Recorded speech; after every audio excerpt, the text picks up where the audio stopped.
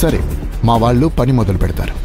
మీరొచ్చి కంప్లైంట్ మాత్రం ఇచ్చి వెళ్ళాలి. Deal is deal. Okay? Okay sir, thank you.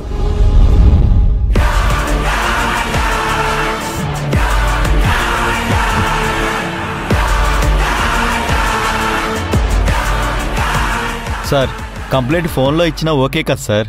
నీకోకేనేమో, నాకు ఓకే కాదు. ఆ మాత్రం పెయిన్ ఇవ్వాలి కదా. కంప్లైంట్ ఇస్తేనే ఇన్వెస్టిగేషన్ స్టార్ట్ చేయండి. అర్థమైందా? అర్థమైంది సార్. ఆ జాలిగుండే అమలా ఉంది కదా, కొంచెం అర్థమయ్యేలా చెప్పండి. కొంచెం సీరియస్గా ఉండమని. అలాగే సార్.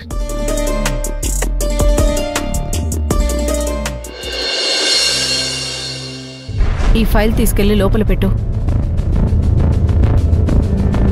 ఇన్స్పెక్టర్, కూర్చోండి. నా కూతుర్ని వెతికిస్తున్నారా? ఆ మేడం, టీంని పంపించాం. Thank you so much. మీరు అడిగిన ఫార్మాలిటీస్ నేను కంప్లీట్ చేస్తాను. నాకు చాలా భయంగా ఉంది.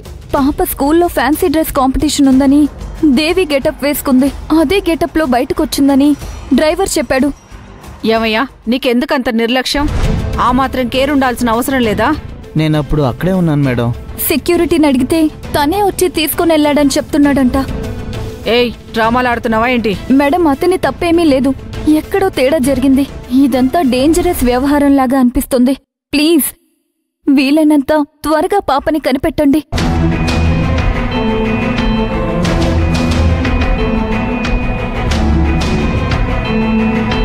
హలో, ఏంటి, పాప ఇక్కడైనా కనిపించిందా?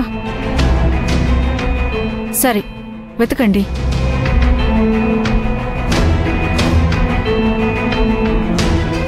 పాపని వెతుకుతున్నారా?